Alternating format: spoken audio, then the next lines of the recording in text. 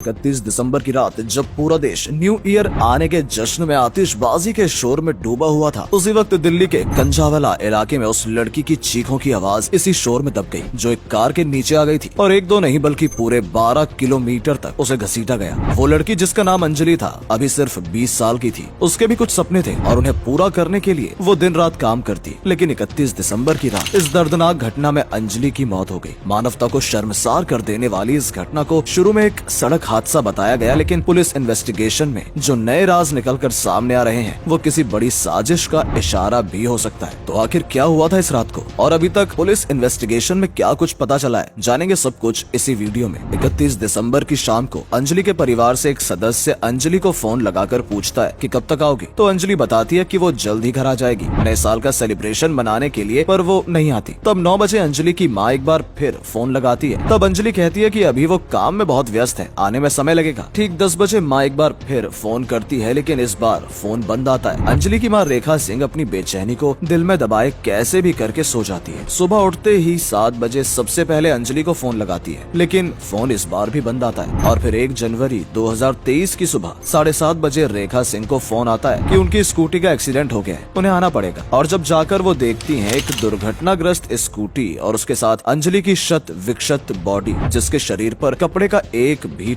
टुकड़ा नहीं था। सड़क पर 12-13 किलोमीटर घसीटने के कारण उसके शरीर की स्किन की ऊपरी परत हट चुकी थी, जिससे हड्डियां दिख रही थी। उसके सिर में दिमाग नहीं था और ऐसा उन्होंने बहुत कुछ देखा, जिसे देखकर उनकी रूह कांप गई। उस बॉडी को देखकर कोई भी अंदाजा लगा सकता था कि अंजलि ने अपने जीवन के आखिरी वक्त में कितनी यातना झेली है। बस इसके बाद क्या, कुछ ही घंटों में ये खबर पूरे देश में हवा की तरह फैल गई और तुरंत पुलिस की 18 टीमें इस मामले की तहकीकात के लिए जुड़ गयी। जिस जगह ये हादसा हुआ उस जगह पर आने वाले तमाम रूट्स के जब सीसीटीवी फुटेज खंगाले गए तो उस कार का पता चल गया जिससे ये एक्सीडेंट हुआ था। कार को तुरंत जब्त कर लिया गया और आगे की तहकीकात से ये पता चला कि इसमें 4 लोग थे, जिनमें से एक अमित खन्ना 25 साल का था और SBI बैंक के क्रेडिट कार्ड विभाग में काम करता था। दूसरा 26 साल का मिथुन था जो हेयर ड्रेसर था। तीसरा था 27 साल का मनोज मित्तल, जिसकी सुल्तानपुरी में किराने की शॉप थी। ये बीजेपी पार्टी का एक सदस्य भी था। और चौथा अपराधी था 27 साल का कृष्णा, जो कनॉट प्लेस में स्पेनिश कल्चर सेंटर में काम करता था। जब इनसे अच्छे से पूछताछ की गई तो एक नए किरदार की एंट्री हुई। नाम था दीपक। आरोपियों ने बताया कि दीपक ही बेलेनो कार चला रहा था।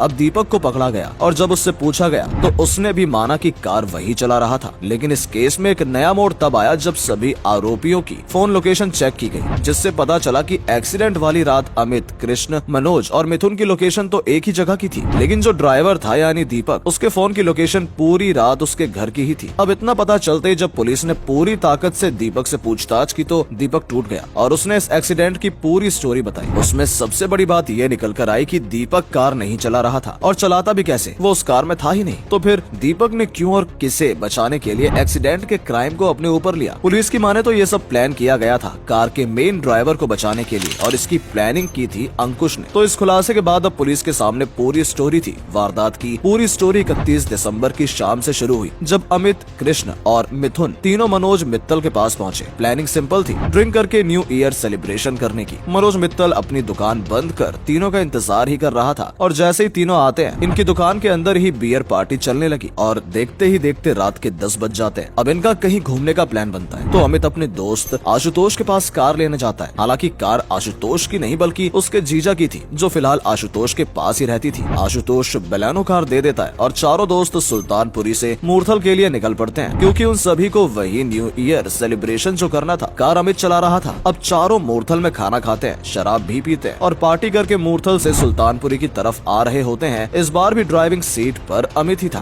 उसी रास्ते में अंजलि और निधि अपनी जुपिटर स्कूटी से न्यू ईयर पार्टी सेलिब्रेट करके वापस आ रही थी। तभी एक संकरी सी जगह इनकी कार और स्कूटी की जोरदार टक्कर हो जाती है, जिसमें निधि तो दूर गिर जाती है, लेकिन अंजलि कार के बाईं तरफ गिरती है और उसका पैर कार के अगले पहिए में फंस जाता है। अब आरोपियों को यह पता था कि कार में लड़की फंसी है, लेकिन फिर भी उन्होंने कार नहीं रोकी और इस डर से कि उन्हें एक्सीडेंट करने की सजा होगी वो कार भगाते रहे। उन्हें पता था कि न्यू ईयर की रात है और पुलिस गश्त में है, इसलिए वो ऐसी गलियों से कार निकालते रहे जहां पुलिस ना मिले। और सुबह करीब 3 बजे वो कंझावाला मोड़ पहुंचे, जहां अंजलि की बॉडी कार से अलग हुई। और 4 बजे पुलिस को जब अंजलि की डेड बॉडी की खबर मिलती है। अब ये चारों आरोपी सबसे पहले ड्राइवर अमित के भाई अंकुश से मिलकर सब बताते हैं, पर पेच यहाँ फंस रहा था कि अमित जो कि ड्राइवर था उसका ड्राइविंग लाइसेंस नहीं बना था और जिसका ड्राइविंग लाइसेंस नहीं है उससे एक्सीडेंट हो जाए तो उसकी सजा ज्यादा होती है। इसलिए अंकुश ने सलाह दी कि किसी तरह दीपक को यह जुल्म अपने सिर लेने के लिए मना लिया जाए तो काम बन सकता है। दीपक अमित और अंकुश का कजिन था, उसे इस मामले की गंभीरता का बिल्कुल अंदाजा नहीं था और उसने अमित को बचाने के लिए खुद ड्राइव करने की बात कबूल ली। ये सब प्लानिंग होने के बाद अमित आशुतोष के पास कार पार्क करने जाता है और उसे भी इस पूरी घटना की जानकारी दे देता है। आशुतोष को पता चलते ही वो अपनी कार से खून के छींटे मिटाने की कोशिश करता है। फिलहाल पुलिस की इन्वेस्टिगेशन चल रही है और अभी तक मिले सबूतों से यही पता चल रहा है कि ये एक एक्सीडेंट था, लेकिन आरोपियों को भी ये पता था कि लड़की कार के नीचे फंसी है। बाकी आप इस पूरी घटना के बारे में क्या सोचते हो? इन आरोपियों को क्या सजा मिलनी चाहिए? हमें कमेंट करके जरूर बताइएगा। धन्यवाद।